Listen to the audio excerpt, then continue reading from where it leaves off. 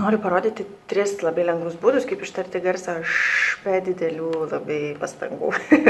Tiesiog, jeigu vaikas žino artikuliacinius pratimus, arba moka tarti garsą r, garsą š gauti yra labai paprasta. Tai pirmo, ko mums reikės pratimo samtelis e, reikės supynių a. Ir reikės katytės, kuri laka pieną.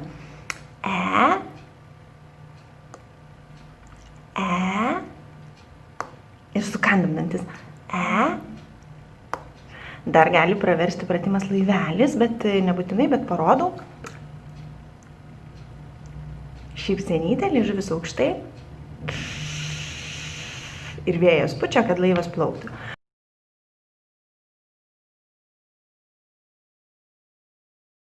Iš pratimo samtelis gauti garsą š yra labai lengva. Padarom samtelį e ir tą samtelį šmukšt priklijuojam prie gomurio. Šypsenytė. Čia gaunasi laivelis. Pučiam. Sukandam dantis. Dar kartą parodau greičiau.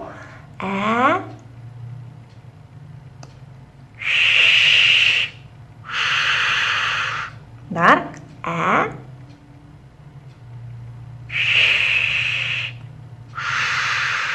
Turim garsą š, tik liežuvį laikom aukštai priklijuotą prie gomurio. Antras būdas yra iš pratimo supynės. Liežuvis aukštai, atremtas į viršutinius dantukus, čiut toliau viršutinės alveolės. Laikom aukštai.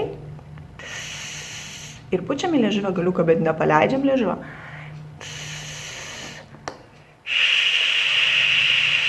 Liežuvis aukštai, turim garsą š. Paformuojam lūpas. Turim garsą š.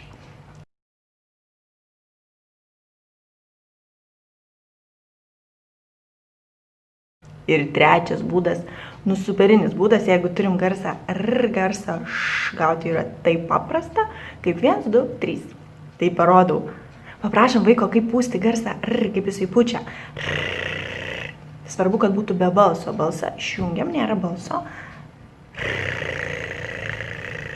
Koks nors sraigtasparnis skrenda.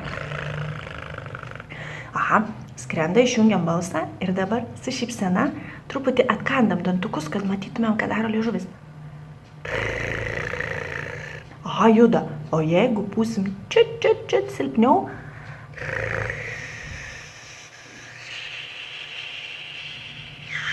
turim garsą š. Tai truputį sumažinam oro srovę.